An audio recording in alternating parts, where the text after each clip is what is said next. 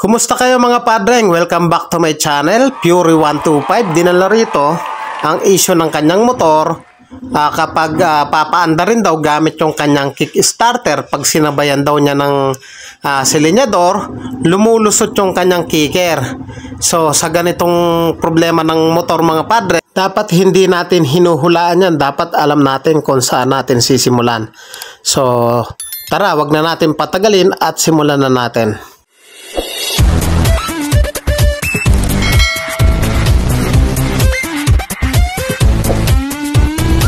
Mga padreng, sa bidyong ito ituturo ko rin sa inyo kung paano yung tamang pagkasa ng ating clutch system.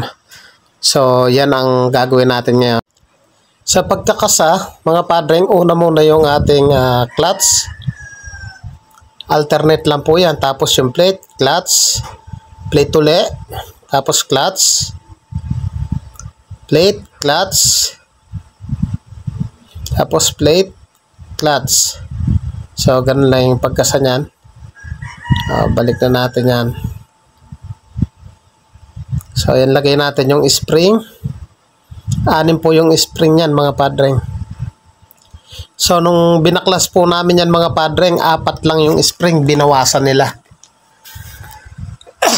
Bali, ang issue nga pala ng motor na to, padreng, pag papaanda rin gamit yung kicker, pag sinilinyador, para siyang dumudulas o nawawalan siya ng presyon.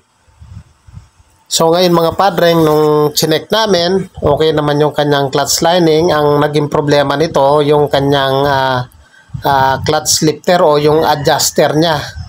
So nagpapa-adjust siya. Bukod doon, ang nakita kong issue, binawasan ng spring. So kaya minsan lumalambot. So nagpabili lang ako ng spring. At kinumpleto namin yan, bali 6. So, nung una, 4 lang yung nakakabit. Mas mainam, padreng, kung ano yung stock talaga. Wag natin i-improvise, bawasan o dagdagan. Kung 6 yan, dapat 6 lang talaga. So, ang ginawa nila, ginawang 4 yung spring, 4 na lang din yung kanyang tornilyo. Siyempre, ang tendency, lalambot talaga. So, yan, higpitan muna natin. Tulad mo baliling ay isang mutya, upelas na kay ningning anong ganda. Tulad mo'y bituin sa kalangitan. So yun, ibalik na natin yung clutch. So may busing yan, tapos may collar sa loob. Huwag nyo pong kalimutan yan. Tapos ito doon sa one-way clutch. So yan yung pinaka pumipigil. So kabit na muna natin yan. Pitin lang natin pa kanan mga padreng. Ayan, ganyan lang naman yan. Tapos pitin natin to, yung pinaka gear niya sa dulo. Para maganda yung balik niya. So mapapansin nyo may screw dyan sa kaliwa. Inipitan ko yung pinaka kicker niya para madali nating ipasok, kasi pag wala yan, mahirap ipasok, gumagalaw yung pinaka main shaft niya. So kinontrahan ko dyan. Ayan o, manali kasi gumagalaw yun o. Ilawan mo dito. Ito pa, dito nakikita to, pakita mo. Kaya ako inarangan para di gumalaw to. Harangan mo dito, pakita mo to. Harangan mo rito. Para, ayun o, pag pinasok mo to, natatapat.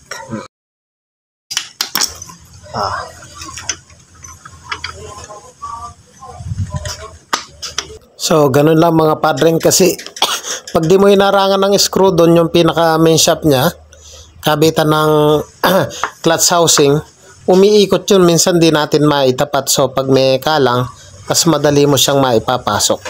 At isunod naman natin yung kanyang one-way clutch. So ito, kapag sumisilinyador ka, bumubuka yan mga padreng. Bumubuka, kumakapit dyan. So yan ang pinaka-trabaho niyan. So yan, ibalik na natin. Kabit natin yung nut niya na 19mm, magkabilaan yan. Isa dyan, tsaka isa dun sa ating clutch. Mga padreng, sundan nyo lang po yung video kung magdi-DIY man po kayo. Mamaya ituturo ko po sa inyo kung paano mag-adjust ng clutch niyan.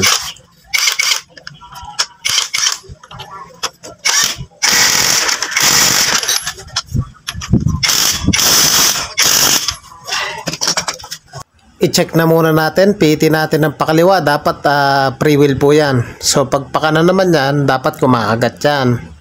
Kasi pag di kumagat po yan, sira na po yung ating one-way clutch, pud-pud na po yan. So ayan, pag pinipihit natin ng pakanan, dapat kumakagat yan. So ganun lang po yung pinaka proseso po dyan. Ikabit na natin yung kanyang clutch bearing or yung release bearing.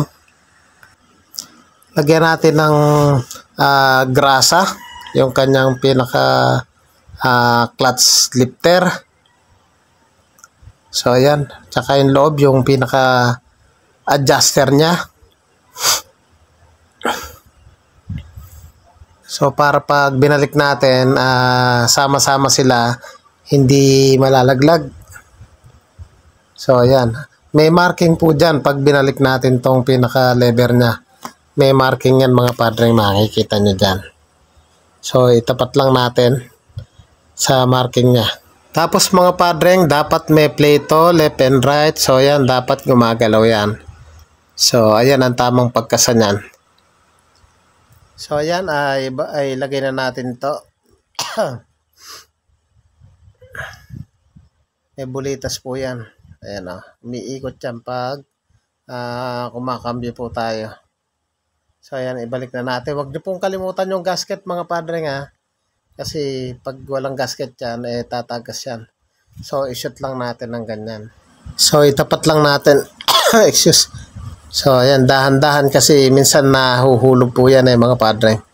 So ayan, dahan-dahan lang. Saka natin pokpokin. So ayan no, smooth na smooth. So ayan na, ibalik ko na yung kanyang tornilyo. So ituturo ko sa inyo kung paano mag-adjust ng clutch.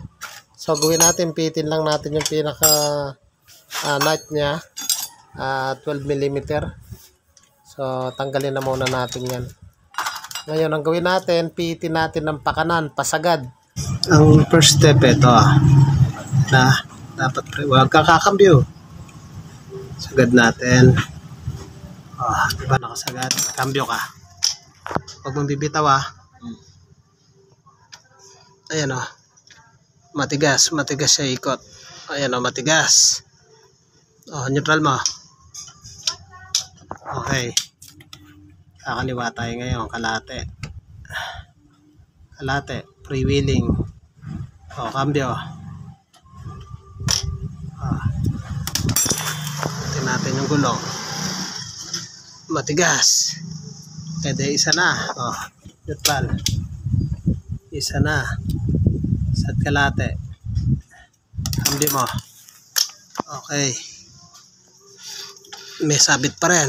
Ayan masabit pa rin dito. Sumasabit. Neutral. Magdodos tayo ngayon.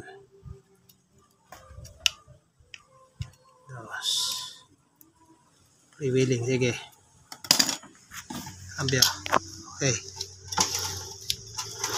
Ayan. Freewheeling na siya. Freewheeling okay na. Pwede na natin ibalik ito. So yun mga padre, ganun lang kasimple yung pag-adjust ng ating clutch. So pag kinambyo natin, wag natin ibibitaw. Paikutin natin yung gulong. So dapat nag-freewheeling yan. So yan, kontrahan na natin yan. Tsaka natin i-lock na yung 12 mm. At goods na yan mga padre. Yan, higpitan natin. Ayan, ganyan lang mga padre. Ayan. Ayan, ganun lang kasimple. So thank you po sa inyo mga padre. God bless. Mabuhay po kayo.